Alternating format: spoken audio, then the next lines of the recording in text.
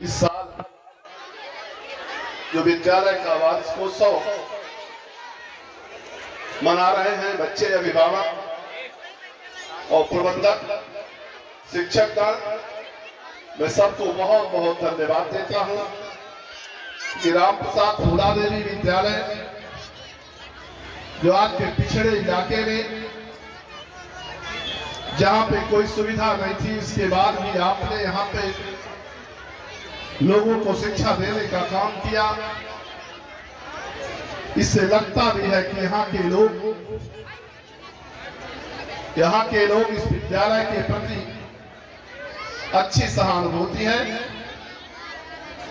विशेष करके मैं इस विद्यालय के प्रबंधक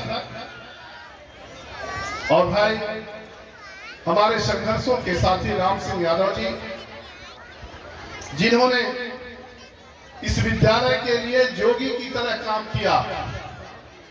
अब जोगी और मुख्यमंत्री की बात नहीं करता, मैंने जो जोगी होते हैं और जिन्होंने यहां पर, जब मैं बहुत पहले से करीब 15 सालों से हमारा आपका आना जाना इस विद्यालय पे है, उससे भी ज्यादा होगा हमको लगता है। यही छप्पर मैंने देखा था, लेकिन आज देखने पर बड़ा खुश होता हूं इस बात के लिए कि जो एक विद्या का मंदिर है, मां सरस्वती का ये पावन मंदिर है।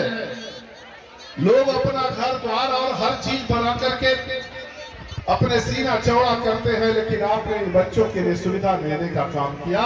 इसके लिए मैं आपको बहुत बहुत धन्यवाद देता हूं।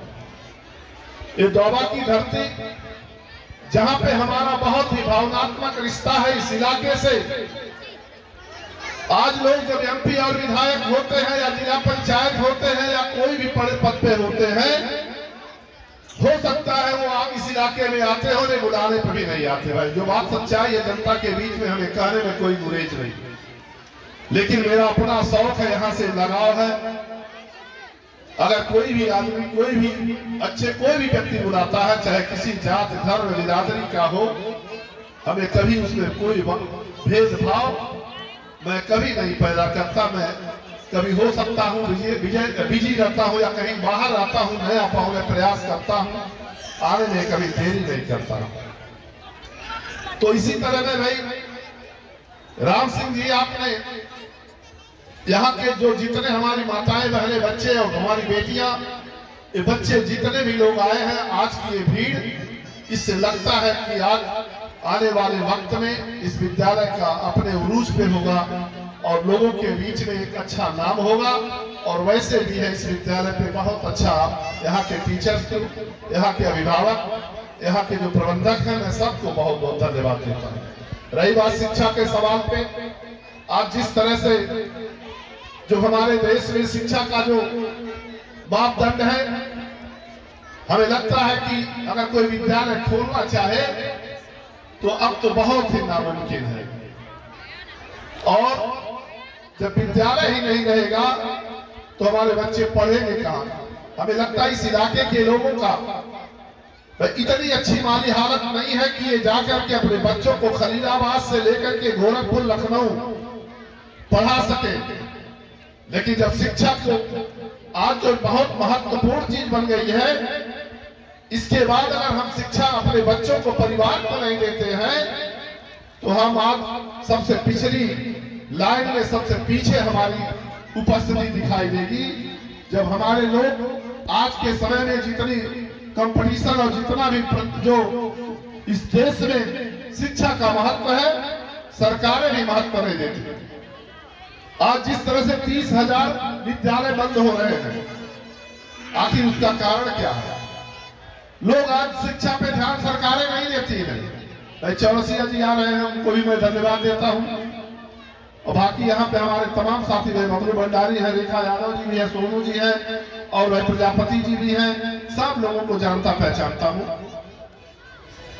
तो आज जिस तरह से 30,000 शिक्षक आज विद्यालय बंद हो रहे हैं, इसका मतलब, इसका क्या कारण है कि आज हमारे लोगों के पास पैसा नहीं है बड़े बड़े विद्यालयों में पढ़ाने का।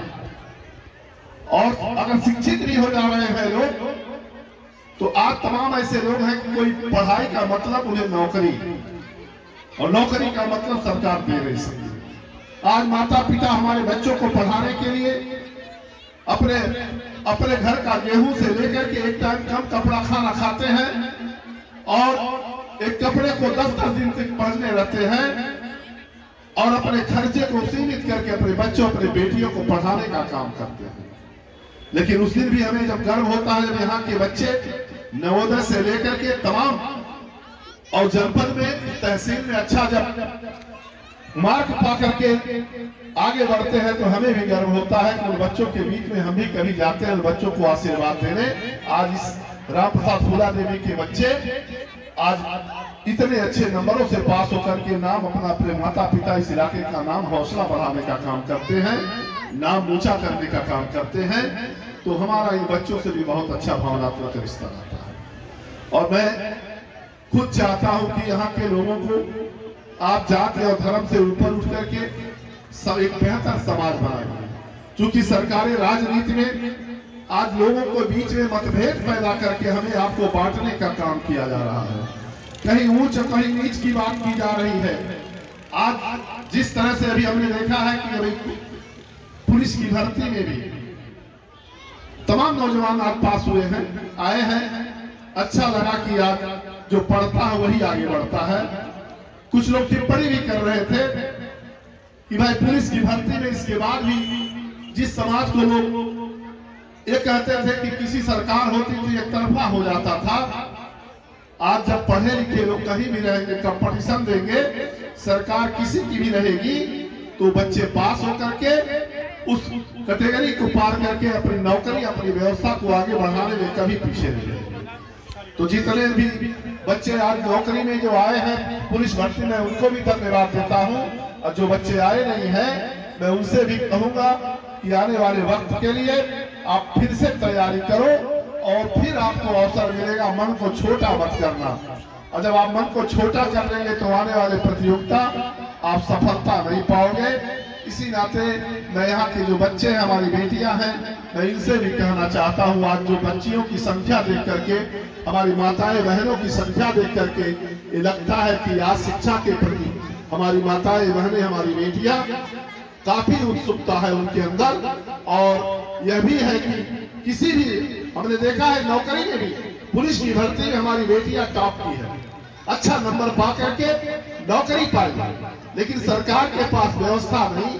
आज हमें आपको धर्म से लड़ाने की बात चल रही है, ये नहीं होना चाहिए। हिंदू और मुसलमान जब इस देश के जब देश में आजादी का जो वो पर्व हो रहा था या उस समय संघर्ष हो रहा था, तो चाहे हिंदू या मुसलमान या सिख हो या ईसाई हो, गरीब हो या पिछड़ा दलित हो, सब लोगों ने इस देश को आजाद कराने में कुर्बानियां दी। आज कुर्बानियां देने के साथ साथ आज हमारे इस देश में अपने सत्ता और कुर्सी के लिए हमें आपको शिक्षा महंगी कर दी जाती है, हमें आपको नौकरी नहीं दी जाती है, शिक्षा को इतनी महंगी कर दी जाती है कि हमारे बच्चे उसकी पैसा उतना दे करके पढ़ाई न कर सके। इसका कारण क्या है कि जब आप पढ़ोगे, बाबा साहब ने जो संविधान दिया हमारी माताओं बहनों के लिए कि इनको भी शिक्षा का अधिकार मिले, उन्होंने संविधान बनाया, उन्होंने भी कहा हमारी बेटियां हमारी बच्चियां उनका भी अधिकार है, चाहे कहीं भी किसी भी क्षेत्र में नौकरी का सवाल हो, पढ़ी लिखी अगर है तो उन्हें नौकरी मिलनी चाहिए और उन्हें अपना अधिकार भी मिलना चाहिए। और आज उसी संविधान की धज्जी उड़ा दी। आज जब संविधान में आज हमें आपको अधिकार दिया गया, आरक्षण से लेकर के हर तरह जो गरीब परिवार के लोग पिछड़े वंचित हैं उन्हें उन्होंने अधिकार दिया कि इनको शिक्षा से बहुत दूर रखा गया था। आज इसी संविधान के बदौलत इन्हें शिक्षा दिया जाएगा, इन्हें वोट के माध्यम से अधिकार दिया जाएगा। आज जब सारी संस्थाएं भेज दी जा रही सरकारी, तो कहां आरक्षण मिलेगा? आज आरक्षण संविधान को संविधान से काट दिया जा रहा है। जब संविधान में है कि प्राइवेट में नौकरियों में आरक्षण लागू नहीं होगा, तो रेलवे से लेकर के आपके बिजली से लेकर के तेल भेल सारी जितनी भी व्यवस्था है सरकारी, वो सारा जब प्राइवेट कर दिया जाएगा तो कहां से हमें आपको आरक्षण और नौकरी मिलेगी? तो इस नाते हम यही कहने आए हैं आपके बीच में, जो भी सरकारें हमारे आपके बारे में अच्छा सोचती हो, शिक्षा के स्तर को बढ़ाने का काम करती हो, जहां हमारे नौकरी के सवाल पे कहीं भेदभाव ना होता हो, हमारी बेटियों को पढ़ाने के लिए मुफ्त शिक्षा मिलनी चाहिए था, वो आज नहीं है। आज हम आप शिक्षा अगर नहीं है तो हम कहां आगे बढ़ सकते। इस नाते हम यही आपसे निवेदन करने आए हैं कि आप लोग पढ़ाइए। हमारे बुजुर्गों जो हमारे गार्जियन हैं, अपने बच्चियों को, अपने बेटों को हर हालत में पढ़ाने का काम करिएगा, क्योंकि ये एक ऐसा इलाका है जहाँ के बाढ़ की विभीषिका के साथ साथ यहाँ पे हर तरह से मुसीबतें रहती थी। लेकिन तब भी इसके बाद भी हम उनके माता पिता को मैं धन्यवाद देता हूँ, प्रणाम करता हूँ कि आपने वो ऐसे बच्चों को पढ़ा करके, जो डेवरी के अजोरे में जहाँ बिजली नहीं होती थी, आपने यहाँ से IAS से लेकर के PCS से लेकर के जज पैदा किया है। ये इलाका इसी सीमांत में है। तो शिक्षा का मतलब यही होता है कि हम आप गरीबी में रह करके अपनी बेटियों को, अपने बच्चों को पढ़ा करके आज बड़े पदों पर भेजने का काम। ये कहानी भी थी, कहानी नहीं सच्चाई है, बिहार का है। एक बेटी, एक बेचारा रिक्शा चलाने वाला दलित बिरादरी का, जो अपनी बेटी को बहुत मुश्किल से पढ़ाने का काम किया। पैसा नहीं था, अपना खेत गिरवी रख करके आज उस बेटी को पढ़ा करके IAS बनाने का काम किया। और जब बन गई वो बेटी, जब अपने बाप के पास जाती है तो उसी रिक्शे पे बैठा करके अपने बाप को उस शहर में घुमाने का काम करती है। तो कितना प्राउड होता है, कितना घमंड होता है कि आज एक बेटी एक गरीब परिवार में पैदा होकर के आज जो नाम कमाया, और अपने बाप को, अपने जो उनके कल्चर, उनके स्वभाव को, जो अपनी गरीबी में पलती थी, उसके बाद भी वो नहीं छोड़ी। IAS होने के बाद अपने बाप को उसी रिक्शे पे बैठा करके पूरे शहर में एक मिसाल कायम करने का काम किया। लोगों ने जो देखा, पढ़ा, लोगों के आंखों में आंसू आ गया कि आज जो शिक्षा का महत्व है, आज चाहे गरीब हो अमीर हो, उससे माने नहीं रखता। जो अधिकार बाबा साहब ने दिया हमें आपको, उस अधिकार के बदौलत आज कहीं भी कोई अगर दबा दे, आपको दबा दे, लेकिन दबा नहीं सकता। जो शिक्षित है, जिसे संविधान कानून की जानकारी है, वो आदमी वो खुद ही अकेले अगर रहता है तो बाबा साहब का संविधान उसके साथ रहता है। इस नाते हमें आपको, बाबा साहब को भगवान से भी ज्यादा मानने की जरूरत है। भगवान हमें पैदा तो हमारे माँ बाप किए, जो असली भगवान, हमारे माँ बाप जो पैदा किया, जो इस दुनिया में हमें लाने का काम किया, वो हमारे भगवान है, जिसे हम देखता हूँ, जो शरीर सच्चाई है। लेकिन हम वो भगवान नहीं देखे, हम वो प्रकृति को जानते हैं, जो प्रकृति धूप दे रही है, जिससे हम आप जिंदा है। जो प्रकृति हमें हवा दे रही है, ऑक्सीजन दे रही है, जो अगर ऑक्सीजन आज बंद हो जाए तो हम आप मर जाएंगे। कोरोना काल आया था, उस कोरोना काल में देखा ऑक्सीजन के लिए लोग 10-50 हजार रुपया दे रहे थे। वही ऑक्सीजन हमारे लिए भगवान है, जो प्रकृति हमें फ्री में दे रही है। यही नदियां हमारे भगवान है, जिसको हम पी करके जिंदा रहते हैं। अगर वो नदियां पानी न रहे तो हम आप नहीं जिंदा रह सकते।